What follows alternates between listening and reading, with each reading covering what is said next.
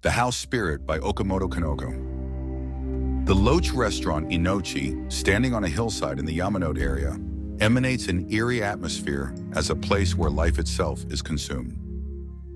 The customers devouring food to restore vitality make the shop resemble a feast of hungry spirits. Kumeko strongly detests the family business that worships vitality in the cave-like shop itself. In this family, daughters and wives are bound to the cashier's desk, destined to guard the house for life.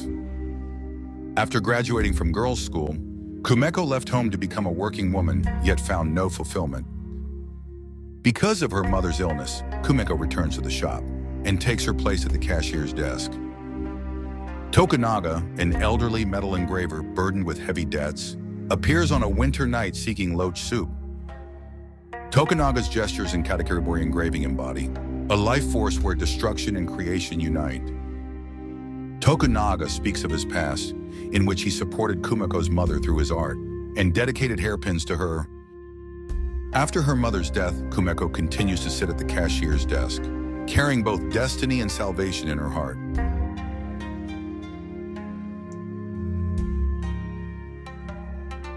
The house spirit portrays the fate of women bound to a family business through the loach restaurant Inochi.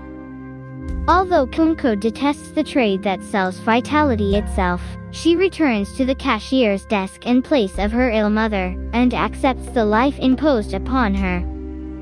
The elderly engraver Tokunaga, who survives on Loach's life, embodies creation and destruction through his art, and once sustained Kumeko's mother spiritually.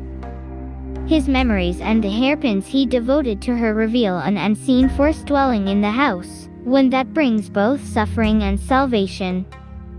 After her mother's death, Kumeko resumes her seat at the desk, bearing anxiety and quiet resolve. The house spirit signifies an inescapable destiny and a cycle of mutual support sustained by wholehearted devotion.